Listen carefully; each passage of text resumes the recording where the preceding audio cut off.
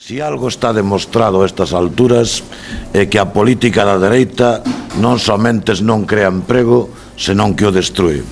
Se algo está demostrado a estas alturas é que o Partido Popular no goberno da Xunta é unha fábrica de crear parados e paradas. Que a política do señor Núñez Feijóo o único que fai de momento é crear paro. Se algo está demostrado a estas alturas é que crear emprego en Galiza pasa por defender os seus sectores produtivos. Non vamos a falar da problemática que neste momento mesmo vai a sufrir todo o sector pesqueiro por falta de apoio político a ese sector, e en segundo lugar pasa por cambiar a política económica. Hai que empezar a facer dunha vez por todas unha política económica ao servizo das persoas e non da banca, porque hoxe os gobernos fan exclusivamente políticas a favor ao servizo da banca. E en segundo lugar, os concellos. Nós somos perfectamente conscientes de que os concellos non teñen na súa man nin os mecanismos, nin as normas legais, nin os orzamentos para resolver o problema do paro. Pero sí teñen na súa man formas, mecanismos de actuación, posibilidades de actuar nunha dirección favorable á creación de emprego. Estamos no Concello de Carballo e está demostrado que sí poden os concellos, na medida das súas posibilidades, actuar.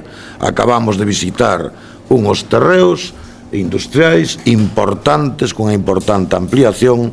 Podemos visitar centros de formación, etcétera, etcétera, impulsados, dende logo, en moi boa medida por este goberno municipal. Polo tanto, en definitiva, falando e reducíndonos como último os concellos, dende logo o Bloque Nacionalista Galego demostra, porque o ten feito, que dende logo é antítese a ese nivel da política do Partido Popular. É evidente que durante estes anos as administracións locais, e en eso especificamente o Concello de Carballo, fixo un enorme esforzo para crear as plataformas que serviran despois para a creación de emprego. Estamos a falar hoxe aquí do polígono industrial, do fórum, do viveiro de empresas, do Centro de Promoción Económica de Carballo, do mercado municipal, da transformación urbana. Todo isto foi conseguido en este breve período de tempo, en 4 anos, o período 2007-2011, donde se conseguiron os maiores investimentos da historia do noso Concello.